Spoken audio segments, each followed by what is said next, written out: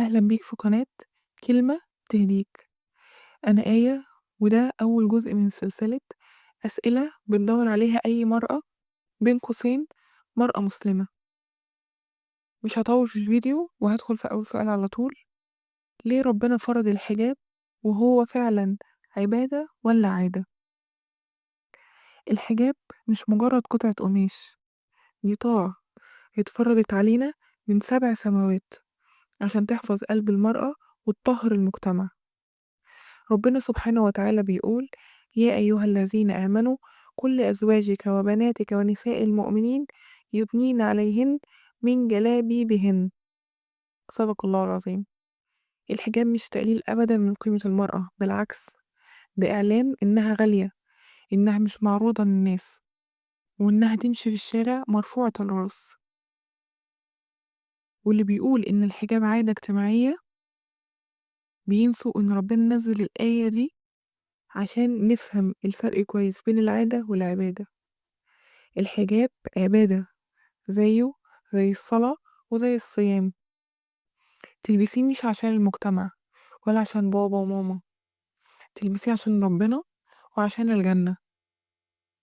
تاني سؤال: ربنا ممكن يغفر لي كل ذنوبي مهما كانت؟ الإجابة أيوة، ربنا ممكن يغفر الذنوب مهما كانت، ومش بس يغفر، ده بيبدل السيئات حسنات لو بجد من جواك التوبة من قلبك. ربنا قال في سورة الفرقان عن أصحاب الذنوب الكبيرة: بسم الله الرحمن الرحيم، إلا من تاب وآمن وعمل عملا صالحا فأولئك يبدل الله سيئاتهم حسنات. صدق الله العظيم. مين اللي بيقول كده؟ ربنا، مش بشر. وربنا أرحم بيكي من نفسك ومن أمتك.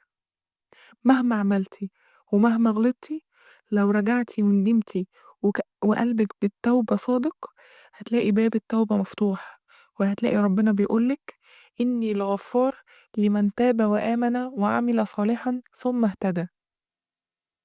تالت سؤال: أنا بصلي بس حياتي لسه فيها تعب، هو كده ربنا ما يبقاش راضي عني؟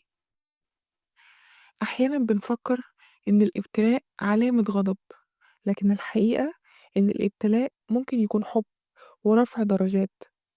النبي صلى الله عليه وسلم قال: أشد الناس بلاء الأنبياء ثم الأمثل فالأمثل. يعني ربنا بيحبهم بيبتليهم، مش عشان يعذبهم، لكن عشان يطهرهم ويقربهم ويرفعهم.